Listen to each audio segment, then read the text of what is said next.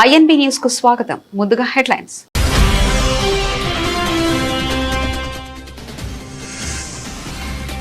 సిలిగిరిలోని SSB frontier headquarters లో అమిత్ షా పర్యటన. BSF సరిహద్దు రక్షణపై తీవ్ర నిర్లక్ష్యం చేశారని ఆరోపణ.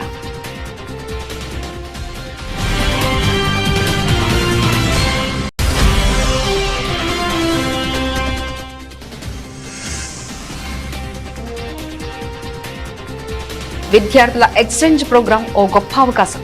సీఎం యోగి ఆదిత్యనాథ్ కీలక వ్యాఖ్యలు.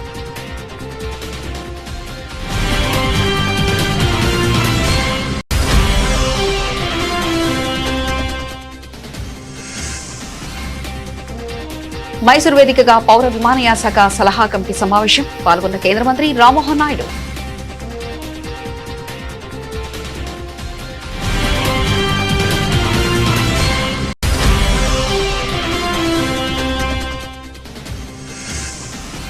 లోక్సభ స్థానాల పునర్విభజనపై ఫ్రీజ్ విధించారు. తమిళనాడు అసెంబ్లీలో మంత్రి అధో అర్జున కీలక వ్యాఖ్యలు.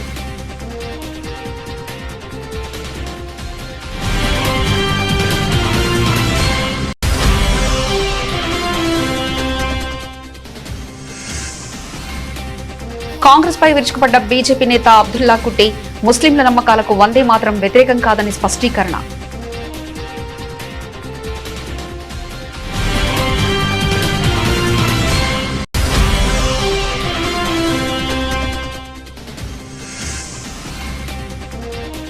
జైపూర్లో తీవ్ర ఉద్రిక్తత. సీజేసీ నాయకులను అడ్డుకుని తరిమికొట్టిన స్థానిక ప్రజలు.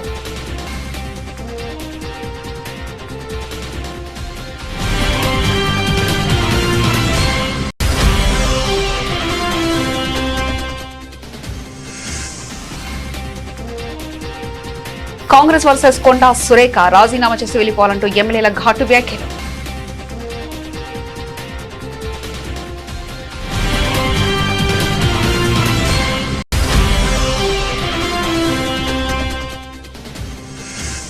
హైదరాబాద్ లో మాజీ సీఎం వైఎస్ జగన్ పర్యటన. పిఎస్ఆర్ ఆంజనేయులు కుమారుడి వివాహానికి హాజరైన వైసీపీ అధినేత.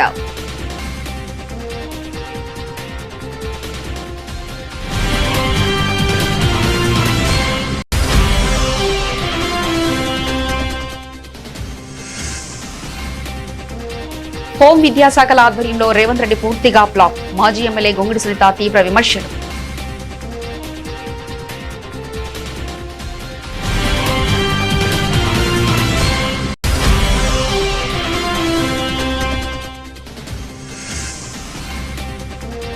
ఆందోళనలు అడ్డంకులు దేనికి పరిష్కారం కావు. ఆర్ఎస్ఎస్ నేత ముకుంద కీలక వ్యాఖ్యలు.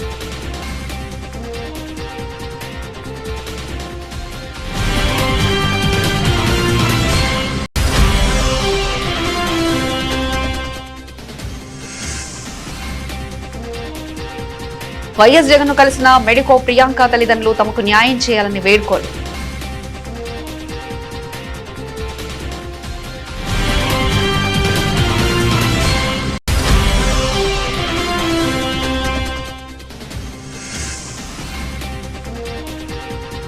తిరుపతిలో సినీ ప్రముఖుల హడావిడి. వెంకటేశ్వర స్వామి సేవలో పాల్గొని ప్రత్యేక పూజలు.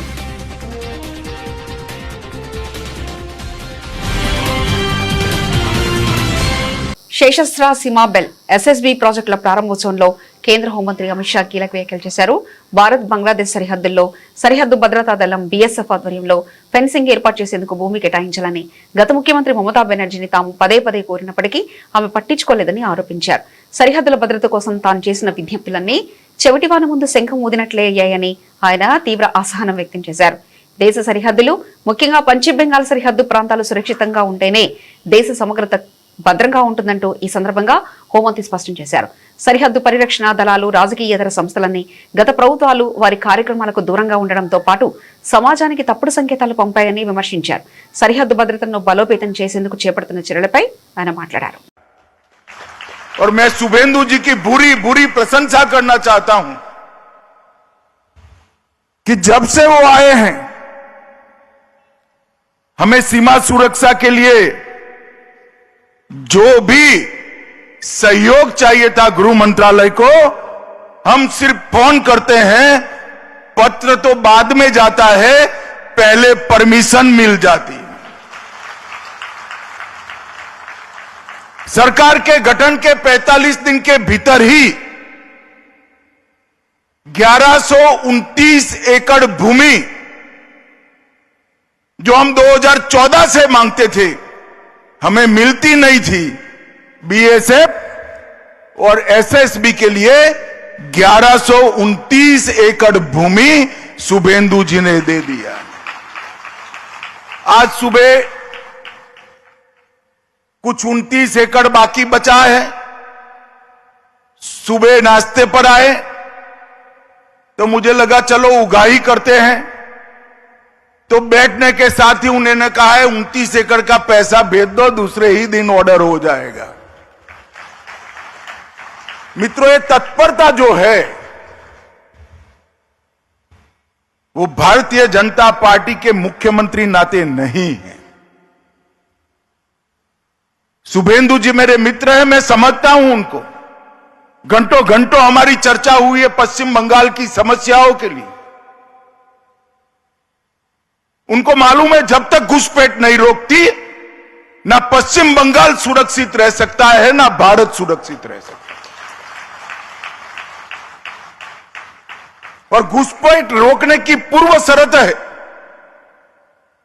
భారత్ మరియు జపాన్ దేశాల మధ్య ఉన్న చారిత్రాత్మక సాంస్కృతిక సంబంధాలపై ఉత్తరప్రదేశ్ ముఖ్యమంత్రి యోగి ఆదిత్యనాథ్ కీలక వ్యాఖ్యలు చేశారు.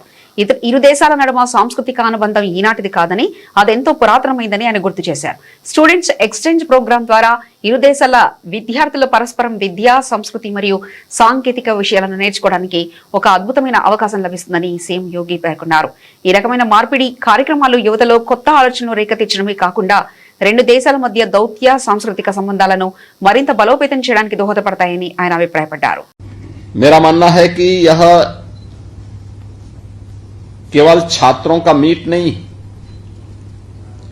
यह दो संस्कृतियों का, दो परंपराओं का और दो देशों के युवा पीढ़ियों की मुलाकात भी है। यहां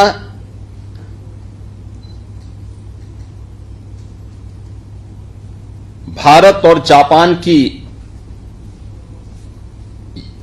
युवा पीढ़ी बैठी हुई है। यानी अगर मैं कह सकता हूं कि यह भारत और जापान के जो प्राचीन सांस्कृतिक संबंध हैं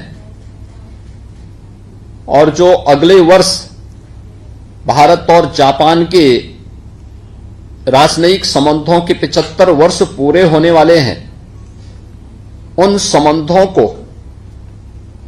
और मजबूती प्रदान करने के फ्यूचर एम्बेसडर के रूप में यहां पर वहां की युवा पीढ़ी बैठी हुई है। स्वाभाविक रूप से एक और भारत की सबसे ज्यादा यंग वर्क फोर्स को रखने वाला उत्तर प्रदेश के बच्चे हैं,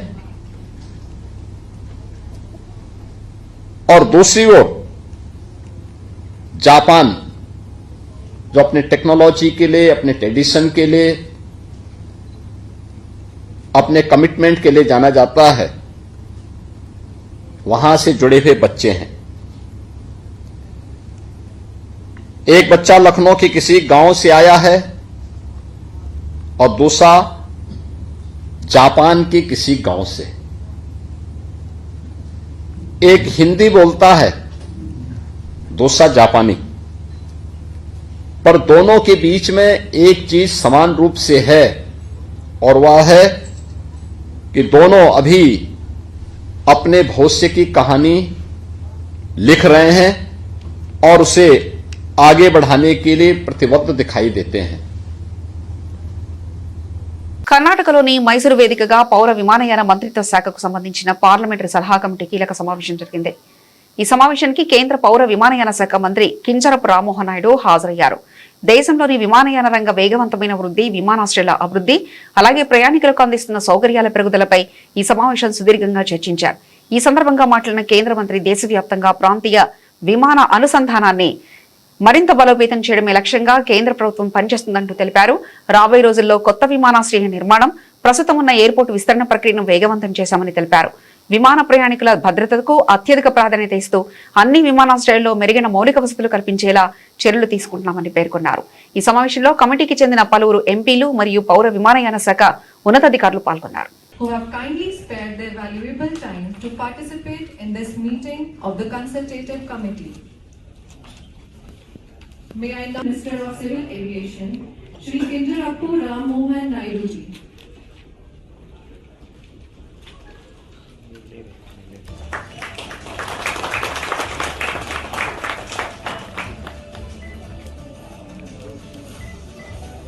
To Honorable Minister of State for Civil Aviation, Shri Murlidhar Mohal ji.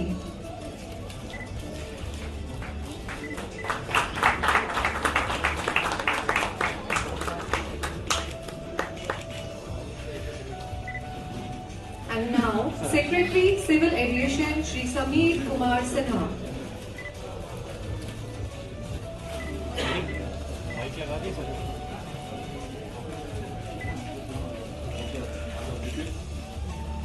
Aviation and Chairman of the Consultative Committee to kindly present tokens of appreciation to the esteemed Honorable Members of Parliament.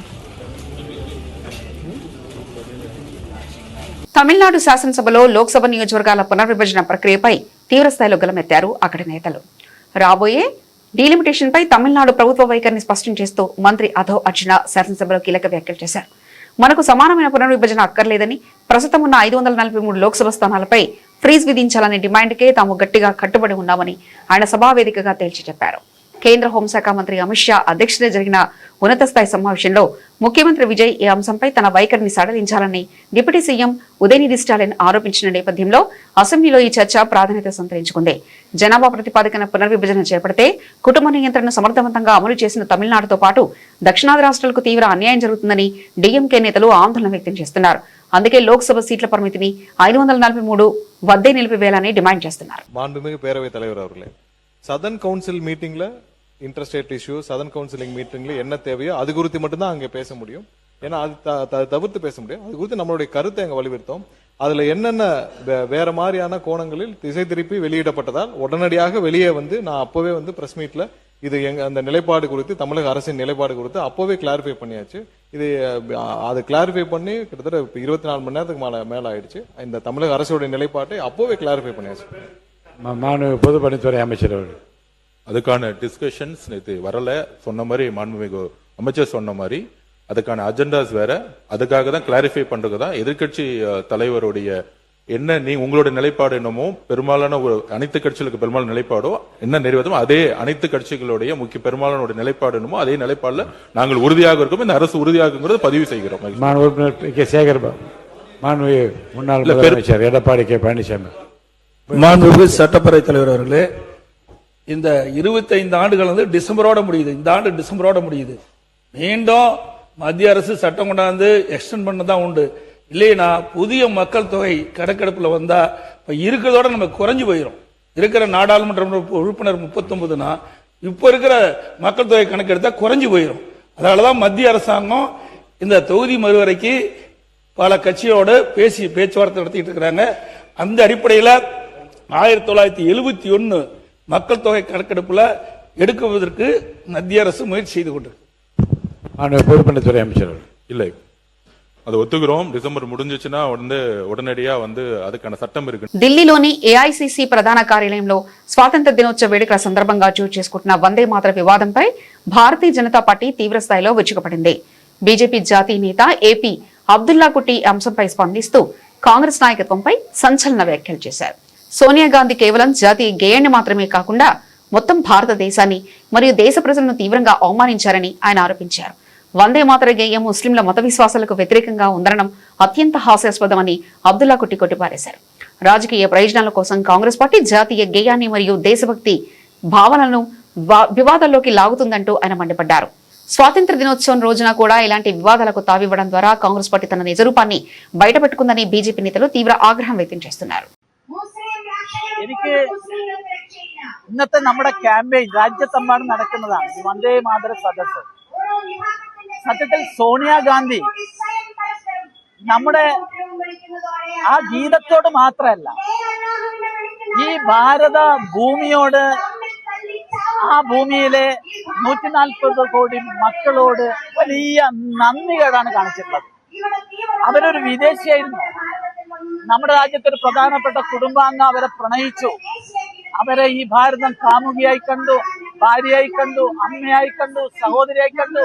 എന്തിനേറെ പറയുന്നു, ഈ ലോകത്തിലെ ഏറ്റവും വലിയ ജനാധിപത്യ രാജ്യം അവരെ നേതാവായി കണ്ടു. എന്നിട്ട് ഈ ഭാരത ഭൂമിയെ അവർ നിന്ദിച്ചിരിക്കുകയാണ്, അപമാനിച്ചിരിക്കുകയാണ്. യഥാർത്ഥത്തിൽ വന്ദേ മാതരം ഗീതത്തിന്റെ അർത്ഥം സോണിയാഗാന്ധിക്ക് അറിയാത്തത് കൊണ്ടാണ് എന്ന് എനിക്ക് അറിഞ്ഞൂടാ. പക്ഷേ KC വേണുഗോപാലോ മറ്റോ അവരെ ഉപദേശിച്ചു കൊടുക്കണം. അത് ഈ രാജ്യത്തെ, നമ്മുടെ മാതൃരാജ്യത്തെ വന്ദിക്കുന്നതാണ്, ബഹുമാനിക്കുന്നതാണ്. അത് മുസ്ലിങ്ങളുടെ വിശ്വാസത്തിനെതിരാണ് എന്ന് പറയുന്നത് അസംബന്ധമാണ്. പരിശുദ്ധ ഖുർആൻ മനഃപ്പാടമാക്കിയ അബുൽ കലാം ആസാദ് പാടി നടന്ന പാട്ടാണ്. ദേശീയ മുസ്ലിം എന്ന നിലയിൽ ഞാൻ പറയട്ടെ, ദേശസ്നേഹം ഈമാന്റെ ഭാഗമെന്ന് വിശ്വസിക്കുന്നവരാണ് ഞങ്ങൾ. రాజస్థాన్ రాజధాని జైపూర్ సమీపంలో బంగ్రూ శాసనసభ నియోజకవర్గం రాంపుర కన్వర్పుర గ్రామంలో తీవ్ర ఉద్రిక్త వాతావరణం నెలకొంది. Cockroach Janata party CJP co convener Ashutosh Ranka తన మద్దతుదారులతో కలిసి స్థానిక ప్రభుత్వ ప్రాథమిక పాఠశాలల అనుమతి లేకుండా నిబంధనలకు విరుద్ధంగా తనిఖీ చేసేందుకు ప్రయత్నించారు. అయితే వాటి పర్యటనను స్థానిక గ్రామస్తులు తీవ్రంగా నిరసించారు. రోడ్డుపై CJP నాయకుల వాహనాలను అడ్డుకున్న స్థానికులు వారి తీరును ఎండగట్టారు. ఈ సందర్భంగా గ్రామస్తులు స్పష్టం చేస్తూ పాఠశాల మౌలిక వసతుల కోసం ప్రభుత్వం ఇప్పటికే నిధులు మంజూరు చేసిందని, స్థానిక ప్రయత్నాలతో స్కూల్ బాగు చేసుకుంటాం, బయట వ్యక్తులొచ్చి పాఠశాలల వద్ద రాజకీయ ప్రచారాలు చేయడం, అక్రమంగా చొరబడడం నాకేమాత్రం సమ్మతం కాదు అని తేల్చి చెప్పారు. స్థానికుల నిలదీత తీవ్ర ఆగ్రహంతో అశుతోష్ రాంకా మరియు ఆయన అనుచరులు చేసేదేమీ లేక అక్కడి నుంచి వెనుదిరిగి వెళ్లాల్సి వచ్చింది. పాఠశాలల వద్ద ఇటువంటి రాజకీయ హడావిడిని సహించేది లేదని గ్రామస్తులు హెచ్చరించారు.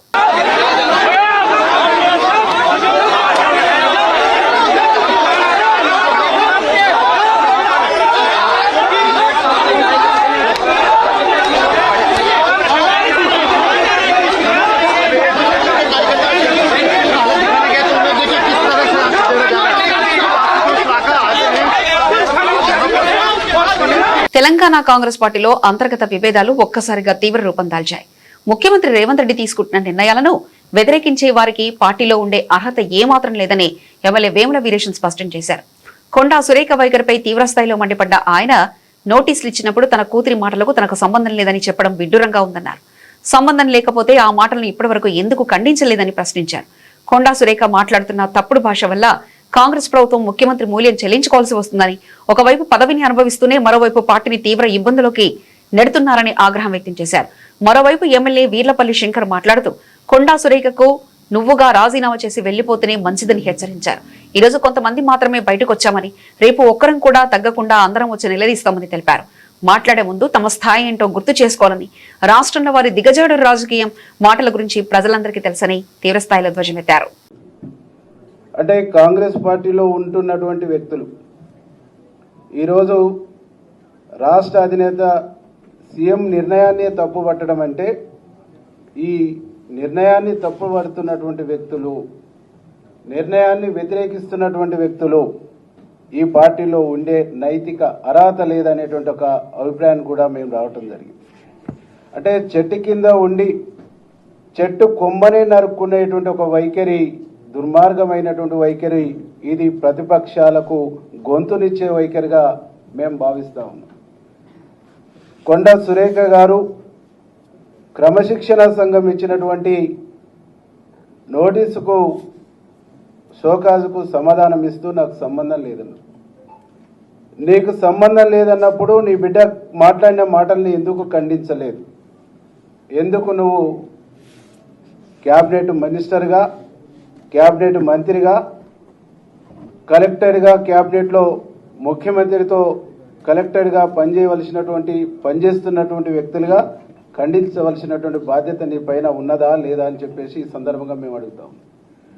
మీరు చేస్తున్నటువంటి తప్పుల్ని, మీరు అనుసరిస్తున్నటువంటి తప్పులకు, మీరు మాట్లాడుతున్నటువంటి తప్పుడు భాషకు ప్రభుత్వం, ముఖ్యమంత్రి మూల్యం చెల్లిస్తుండ్రు.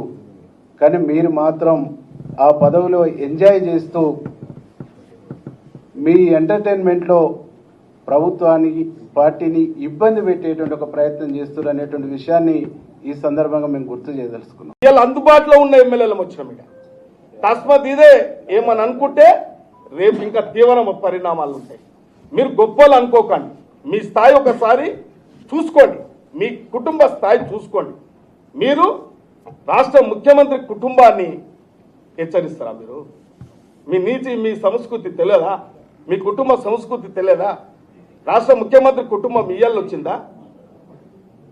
మీరు దిగజారి ఇటువంటి అప్రతిష్ట పాలు చేస్తే బాగుండదు. కాబట్టి మేమందరం కూడా ఇక్కడ ఉన్న అందుబాటులో ఉన్న ఎమ్మెల్యేల మందరం ఒకటి మేము వేరు కాదు. ఈ యొక్క కూర్చున్న చెట్టు నడకకండి. ఇలా మీరు కోడిగుడ్డు మీద ఈకలు పీకకండి. ఇలా కాంగ్రెస్ పార్టీ యావత్ కాంగ్రెస్ పార్టీ కాంగ్రెస్ కార్యకర్త గ్రామ స్థాయి నుంచి ఇలా రాష్ట్ర ముఖ్యమంత్రికి అండగా ఉన్నది. రేపు భవిష్యత్తు మీరు ఇట్లే మీ తీరు మీ మార్గం మార్చుకోకపోతే మీరున్న హోదా మీరున్న మంత్రి హోదా మైమర్చి విచ్చలవిడిగా ప్రవర్తిస్తే కాంగ్రెస్ కార్యకర్తలు ఊకోరు, కాంగ్రెస్ ఎమ్మెల్యేలు ఊకోరు, సమాజం తెలంగాణ సమాజం కూడా ఊకోరు. కాబట్టి నేను ఒకటే మేమందరం కూడా రేపు రాబోయే కాలంలో క్రమశిక్షణతో మెలగాలని కోరుకుంటున్నాం. వైఎస్ఆర్సీపీ అధ్యక్షుడు మాజీ ముఖ్యమంత్రి వైఎస్ జగన్మోహన్ రెడ్డి శుక్రవారం హైదరాబాద్ లో పర్యటించారు. పర్యటనలో భాగంగా బేగంపేట ఎయిర్పోర్ట్ కు చేరుకున్న ఆయనకు పార్టీ నాయకులు, కార్యకర్తలు మరియు యువత ఘన స్వాగతం పలికారు. ఎయిర్పోర్ట్ వద్ద నుంచి నగరంలో భారీ ఊరేగింపుగా వైఎస్ఆర్సీపీ శ్రేణులు ఆయన వెంట సాగాయి. అనంతరం హైదరాబాద్ లోని జలవిహార్ గ్రాండ్ ల్యాండ్స్ లో నిర్వహించిన సీనియర్ ఐపీఎస్ అధికారి పిఏఎస్ఆర్ ఆంజనేయులు కుమారుడు అనంత పినాక్ శర్మ వివాహ వేడుకకు వైఎస్ జగన్ హాజరయ్యారు. ఈ వేడుకలో నూతన వధువరులు స్నిగ్ధ, అనంత పినాక్ శర్మలను ఆయన ఆశీర్వదించి హృదయపూర్వక వివాహ శుభాకాంక్షలు తెలిపారు. వారి దాంపత్య జీవితం సుఖ సంతోషాలు సకల ఐశ్వర్యాలతో సాగాలని ఈ సందర్భంగా వైఎస్ జగన్ ఆకాంక్షించారు. తెలంగాణ ముఖ్యమంత్రి రేవంత్ రెడ్డి పాలన తీరుపై బీఆర్ఎస్ నాయకురాలు మాజీ ఎమ్మెల్యే గొంగుడి సునీతా మహేందర్ రెడ్డి తీవ్రస్థాయిలో ధ్వజమెత్తారు. ఇటు విద్యాశాఖ మంత్రిగా అటు హోంశాఖ మంత్రిగా 2 కీలక బాధ్యతలను నిర్వహించడంలో రేవంత్ రెడ్డి అట్టర్ ఫ్లాప్ అయ్యారని ఆమె విమర్శించారు. సొంత వ్యాపారాలు చక్కబెట్టుకోవడం, కమిషన్లు దండుకోవడంపై ఉన్న శ్రద్ధ రాష్ట్రంలో రోజుకు పెరిగిపోతున్న మహిళలపై అఘాయిత్యాలను అరికట్టడంపై సీఎంకు ఏమాత్రం లేదని ఆరోపించారు. తీవ్రమైన ఫోక్సో కేసుల్లో నిందితులుగా ఉన్న కేంద్ర మంత్రి కుమారుని అరెస్ట్ చేయకుండా దాదాపు 9 రోజుల పాటు స్వయంగా రేవంత్ రెడ్డి కాపాడారని ఆమె తీవ్ర ఆరోపణలు చేశారు. లా అండ్ ఆర్డర్ ను గాలికి వదిలేసి నిందితులకు కొమ్ము కాస్తున్న ప్రభుత్వంపై ప్రజలు తిరగబడే రోజులు దగ్గర పడ్డాయని సునీత హెచ్చరించారు. మొన్నటికి మొన్న నల్గొండలో ఒక ప్రిన్సిపల్ రూపారెడ్డి గారిని 10వ తరగతి పిల్లలు హత్య చేస్తే విద్యాశాఖ మంత్రిగా స్పందించకపోగా లండన్ కు అమెరికాలకు టూర్ల విడమైంది. ముఖ్యమంత్రి గారు ఇక్కడ ఉన్నప్పుడు ఒక ప్రిన్సిపల్ హత్య గావించబడ్డది అన్నప్పుడు వెంటనే స్పందించాల్సిన అవసరం ఉండే. ఒక హోంశాఖ మంత్రిగా, ఒక విద్యాశాఖ మంత్రిగా వెంటనే ఇక్కడున్న అధికారులను నాకు రిపోర్ట్ పంపండి అని ఆదేశాలు ఇచ్చి తగు చర్య తీసుకోవాలి, కఠినమైన చర్య తీసుకోవాలని చెప్పి త్వరితగతిన ఆ కేసును మరి సాల్వ్ చేయాలని చెప్పాల్సిన ముఖ్యమంత్రి ఏం మాత్రం కూడా పట్టించుకోకుండా అటు ఐపీఎస్ అధికారి భార్య చనిపోయినా దాని గురించి మాట్లాడరు. మొన్నటికి మొన్న ప్రిన్సిపల్ రూపారెడ్డి గారి హత్య విషయంలో కూడా మాట్లాడరు. ఒక ముఖ్యమంత్రిగా ఎంతసేపు తన లాభాల కోసం, కమిషన్ల కోసం, వ్యాపారాల కోసం తహతహలాడే ముఖ్యమంత్రి ఈ రాష్ట్రానికి ఉండడం దురదృష్టం. ఎక్క సవాల్ పెట్టినా యువత మీద, యువతలో ఒక ఆక్రోశాన్ని నింపడానికి రెచ్చగొట్టే ప్రసంగాలు చేస్తారు తప్ప ఒక్క మంచి మాట కూడా చెప్పిన పాపాన పోలేదు. ఒక్కసారి తప్పు జరిగితే వెంటనే దాని మీద సమీక్ష చేసి మళ్ళొక్కసారి తప్పు జరగకుండా చూసే బాధ్యత ముఖ్యమంత్రి తీసుకోవాల్సిన అవసరం ఉంటది. కానీ అవి ఏం పట్టం ఆయనకి ఎంతసేపు కమిషన్లు కావాలి, ప్రజల్ని ఇబ్బంది పెట్టాలి. ఈ రాష్ట్రంలో శాంతి లేదు, భద్రత లేదు. ముఖ్యంగా మహిళలకు, ఆడపిల్లలకు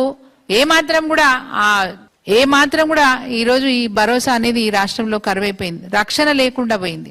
ఒక కేంద్ర హోంశాఖ మంత్రి కొడుకు పోక్సో కేసులుంటే విశాఖపట్నం వేదికగా 3 రోజుల పాటు కొనసాగిన రాష్ట్రీయ స్వయం సేవక్ సంఘ్ అఖిల భారత సమన్వయ బైఠక్ ముగిసింది. ఈ సమావేశాల అనంతరం జంతర్ మంతర్ వద్ద జరుగుతున్న నిరసనలపై ఆర్ఎస్ఎస్ నేత ముకుంద కీలక వ్యాఖ్యలు చేశారు. ఆందోళన లేదా అడ్డంకులు సృష్టించడం దేనికి పరిష్కారం కాదని, ఏ సమస్యనైనా సానుకూల దృక్పథంతో పరిష్కరించుకోవాలని ఆయన స్పష్టం చేశారు. వ్యవస్థలో ఉన్న పలు లోపాలపై బైఠక్లో క్షుణ్ణంగా చర్చించామని ఆయన తెలిపారు. వ్యవస్థ సజావుగా సాగాలంటే ఒకవైపు ప్రభుత్వం తగిన చర్యలు తీసుకోవడంతో పాటు మరోవైపు సమాజం కూడా చైతన్యవంతం కావాల్సిన అవసరం ఉందని అభిప్రాయపడ్డారు. అదేవిధంగా జనాభా అసమతుల్యత అంశంపై ప్రత్యేకంగా చర్చించినట్లు పేర్కొన్నారు. జనాభా నిష్పత్తిలో వచ్చే మార్పులు కొన్ని ప్రాంతాల్లో ప్రాంతీయ సామరస్యాన్ని దెబ్బతీస్తున్నాయని, ఇది కేవలం మన దేశంలోనే కాకుండా ప్రపంచవ్యాప్తంగా ఒక పెద్ద సవాల్గా మారిందని తెలిపారు. ప్రపంచంలోని అనేక దేశాలు నేడు వృద్ధాప్య జనాభా సమస్యను ఎదుర్కొంటున్నాయని ఈ సందర్భంగా ముకుంద వెల్లడించారు. Jantar Mantar happened mostly what we thought is some failures in the system that we have discussed. When we failure in the, for example, the whole failure in the system. So Sangh and our all inspired organization wants the systems to run in a good way. So to do that, government has to take some steps, and also society has to be awakened to set right the system. हम जब युवा समुदाय के बारे में ऐसा मैंने बोला, उसका कंसर्न उसमें ये भी है विषय, क्योंकि युवा समुदाय सिस्टम में जो फेल्यूर हुआ वो नीट हो सकता है, बाकी भी हो सकता है, उसके कारण वो चिंतित है। हम युवा समुदाय का इस कंसर्न को हम एड्रेस करना चाहिए, उनका मन में उनका भविष्य के बारे में जो चिंता है उसको हमको एड्रेस करना चाहिए। केवल नीट नहीं है और केवल एक सरकार नहीं है, देश में बहुत सारे ऐसा सिस्टम्स में कमियां है। इसको दूर करने के लिए हम सभी मिलकर, सरकार, समाज, सभी मिलकर हमको काम करना है। तो इस दृष्टि से हमने चर्चा चिंतन की। केवल डिस्ट्रप्शन से केवल काम नहीं हो सकता है, रचनात्मक पॉजिटिव दृष्टि से इसको देखना है, यानी ठीक करने के लिए प्रयास करना है। तो ऐसा जैसा मैंने बताया, युवा समुदाय में इसके बारे में कंसर्न है, चिंता है, उसको समझना चाहिए, समाज भी समझना चाहिए, सरकार कदम उठाना चाहिए, कुछ कदम उठा रहे, इसके बारे में हमारा चर्चा चिंतन हुआ। एक विषय हम बहुत गंभीरता से यहाँ चर्चा जो हमने की है, the demographic change that is happening, as we all know, all over the globe. It's a very challenging thing. There are many countries which are going through the aged population challenge. ने वहाँ के आबादी का, यानी वहाँ के आयु, जो एवरेज आयु वो कम होता जा रहा है। भारत में अभी अपना युवा आयु पूरा दुनिया में सबसे ज़्यादा है और आबादी भी दुनिया में सबसे ज़्यादा है, परंतु आगे का 4 दशक का जब डेमोग्राफिक साइंटिस्ट इसका प्रेडिक्शन कर रहे, यहाँ भी ऐसा स्थिति आने वाला है। एक तो ऐसा फर्टिलिटी रेट में कम जो हो रहा है वो एक बात है, लेकिन demographic imbalance that also has been discussed here. कुछ क्षेत्रों में इसके कारण समाज में जो हार्मोनी था उसमें कमी आ रही है। कुछ वर्गों का, कुछ समुदायों का आबादी बहुत ज़्यादा हो जाना, बाकी समुदायों का, वर्गों का कम हो जाना, ये इम्बैलेंस जो है, this was also taken seriously here and it was discussed, and what we can do as all our NGOs and other Sangh inspired organisation, that also we are thinking and planning. इसके बारे में भी यहाँ चर्चा हुई। తాడేపల్లిలోని క్యాంపు కార్యాలయంలో వైఎస్ఆర్సీపీ అధినేత మాజీ ముఖ్యమంత్రి వైఎస్ జగన్మోహన్ రెడ్డిని బెడకో ప్రియాంక తల్లిదండ్రులు వెంకటేష్ చంద్రమ్మ కలిశారు. తన కుమార్తెను దారుణంగా కారుతో ఢీకొట్టి చంపిన ఘటనకు సంబంధించిన వివరాలను వారు జగన్కు వివరించారు. ఈ సందర్భంగా తమ కుమార్తె జ్ఞాపకాలను గుర్తు చేసుకుంటూ ఆమె తల్లిదండ్రులు కన్నీటి పరితమయ్యారు. బాధిత కుటుంబాన్ని వైఎస్ జగన్ దగ్గరకు తీసుకుని ఓదార్చారు. ఈ ఘటనలో నిందితులు ఎలాగైనా కఠిన శిక్ష పడేలా చూడాలని, తమకు న్యాయం జరిగేలా సహాయపడాలని ప్రియాంక కుటుంబ సభ్యులు వైఎస్ జగన్ అభ్యర్థించారు. దీనిపై సానుకూలంగా స్పందించిన జగన్ ప్రియాంక కుటుంబానికి పార్టీ తరఫున పూర్తి అండదండలుంటాయని స్పష్టం చేశారు. నిందితులకు చట్టరీత్యా శిక్ష పడే వరకు అవసరమైన అన్ని రకాల న్యాయ పోరాటాలు చేస్తామని, వారికి న్యాయం జరిగే వరకు తోడుగా ఉంటామని హామీ ఇచ్చారు. యాక్సిడెంట్ జరిగిన రోజు 2 రోజులు రాత్రే బయలుదేరి వస్తే 2 రోజులు అక్కడే హాస్పిటల్లో ట్రీట్మెంట్ ఇచ్చారు. అంతవరకు మాకు ఒక ఎఫ్ఐఆర్ లేదు. ఎఫ్ఐఆర్ ఏం రాశారు, ఏం సెక్షన్లు పెట్టారు, దాని మీద నాకు సరైన అవగాహన లేదు. నేను లా చేయలేదు. కనీసం వాళ్ళ ధర్మం ఉండదా? అవునండి, మీ అమ్మాయికి ఇలా కేసు, ఇలా యాక్సిడెంట్ అయింది, ఇలా కేసు కట్టామని చెప్పొచ్చు కదా. అది ఇన్ఫర్మేషన్ లేదు. చివరికి బతకదని చెప్తే హైదరాబాద్ కిమ్స్కి తీసుకెళ్ళాము. అక్కడికి వెళ్ళిన తర్వాత కూడా మేము ఫోన్ చేస్తే ఈ సిఐ గారు, ఇప్పుడుండే సిఐ గారు బాజీలాల్ గారు అంట, ఆయన ఫోన్ చేస్తే లిఫ్ట్ చేయలేదు. లిఫ్ట్ కూడా చేయకుండా మాకు కన్న తల్లి తండ్రులం మేము, మాకే ఇన్ఫర్మేషన్ లేకుంటే ఎలాగండి? ఏం చేస్తున్నట్టు, ఏం కేసులు కడుతున్నట్టు? అసలు మేము, మాది లోకల్ కాదు ఇక్కడ. మరి ఇక్కడ ఎవరు కాపాడుతున్నారో వాళ్ళని 3 రోజుల వరకు ఈ కేసు గురించి ఏం సమాచారం ఇవ్వరా? ఎవరికి సమాజాన్ని కూడా తెలియనియరా? ఏం చేయాలనుకున్నారు? ఈ కేసుని అల్లే కప్పిపెట్టాలనుకున్నారా? మరి ఎవరి ప్రోద్బలం లేకపోతే మరి ఇలా ఎందుకు జరుగుతుంది? దీని మీద మాకు చాలా చాలా అనుమానాలు ఉన్నాయి. ఆ రోజు మేము వచ్చి హైదరాబాద్ నుంచి ఒక 3 రోజుల తర్వాత ఇంకా మీ అమ్మాయి బతకదు అని చెప్పిన తర్వాత మేము 5వ తారీఖు 6వ తారీఖు 7వ తారీఖు వచ్చాం. వస్తే వాళ్ళు చెప్పిన వివరాలను బట్టి చూస్తే చాలా వరకు సీసీ ఫుటేజెస్ కట్ ఇచ్చారు అక్కడక్కడ. మేము ఎక్కడి నుంచి ఎక్కడి దాకా వెళ్ళారు వాళ్ళకి పూర్తి వివరాలు ఇవ్వమంటే అందుకు సమాధానం లేదు. వాళ్ళు ఏదో ఇవ్వాల్సింది ఇచ్చారంతే. మొత్తానికి ఈ కేసుని కప్పెట్టాలని చూసినారు. మరి దీనికి ఎవరు అండదండలుగా నిలిచారు, ఏం చేస్తున్నారో మాకు అర్థం కావట్లేదు ఇప్పటికీ. దయచేసి మీకు నమస్కారం చెప్తున్నా, నమస్కారం చేసి అడుగుతున్నా, మాకు న్యాయం చేయండి. ఇప్పుడున్న సిఏ గారి మీద మాకు నమ్మకం లేదు. 3 రోజుల వరకు ఎందుకు నాంచారో నాకు అర్థం కావడం లేదు. తర్వాత సిబిఐ ఎంక్వైరీ పెట్టించాలా, ఇక్కడైతే ఇది తెగదు కేసు. వీళ్ళైతే సరైన న్యాయం చేస్తారని మాకు నమ్మకం లేదు. ఖచ్చితంగా సిబిఐ దర్యాప్తు జరిపించాలా.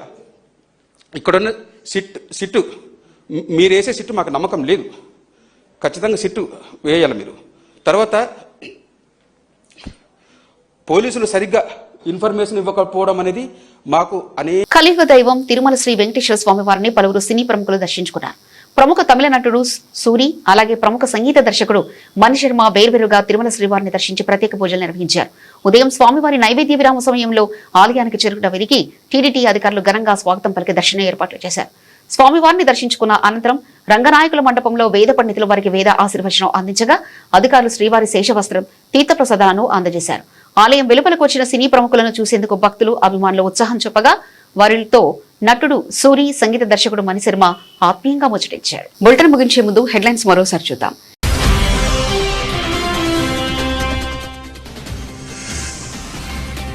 సిలిగిరిలోని ఎస్ఎస్బీ ఫ్రాంటియర్ హెడ్ క్వార్టర్స్ లో అమిత్ షా పర్యటన. బీఎస్ఎఫ్ సరిహద్దు రక్షణపై తీవ్ర నిర్లక్ష్యం చేశారని ఆరోపణ.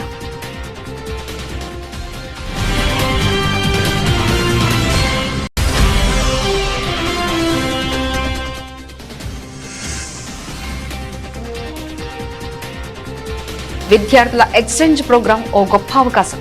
సీఎం యోగి ఆదిత్యనాథ్ కీలక వ్యాఖ్యలు.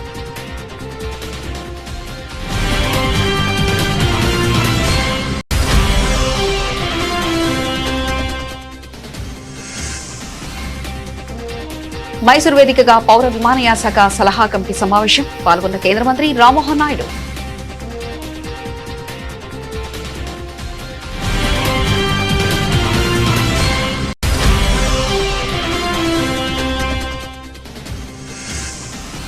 లోక్సభ స్థానాల పునర్విభజనపై ఫ్రీజ్ విధించారు. తమిళనాడు అసెంబ్లీలో మంత్రి అథో అర్జున కీలక వ్యాఖ్యలు.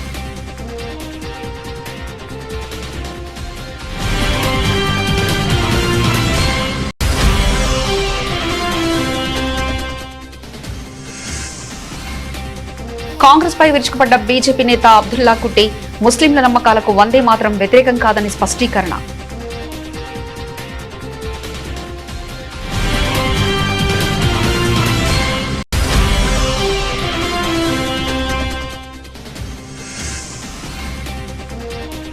జైపూర్లో తీవ్ర ఉద్రిక్తత. సీజేసీ నాయకులను అడ్డుకుని తరిమికొట్టిన స్థానిక ప్రజలు.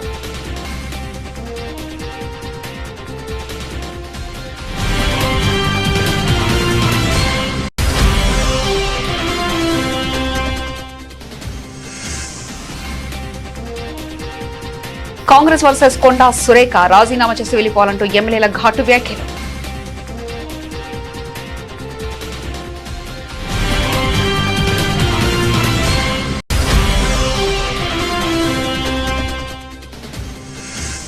హైదరాబాద్ లో మాజీ సీఎం వైఎస్ జగన్ పర్యటన.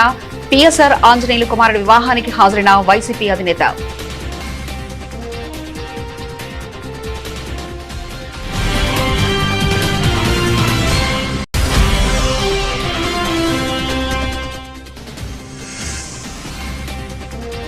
హోం విద్యాశాఖల ఆధ్వర్యంలో రేవంత్ రెడ్డి పూర్తిగా ఫ్లాప్. మాజీ ఎమ్మెల్యే గొంగిడి సునీత తీవ్ర విమర్శలు.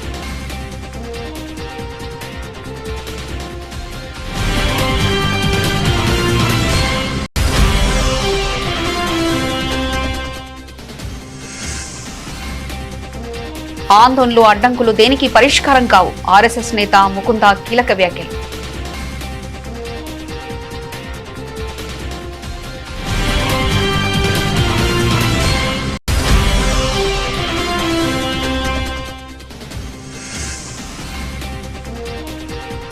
వైఎస్ జగన్ ను కలిసిన మెడికో ప్రియాంక తల్లిదండ్రులు తమకు న్యాయం చేయాలని వేడుకోలు.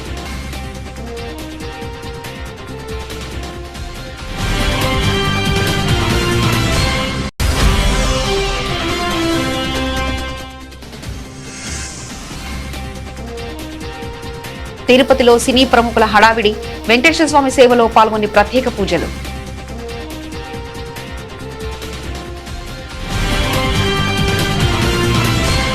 ఇవి ఇప్పటివరకున్న అప్డేట్స్. మరో బులెటిన్లో మళ్ళీ కలుసుకుందాం. అంతవరకు సెలవు. నమస్కారం.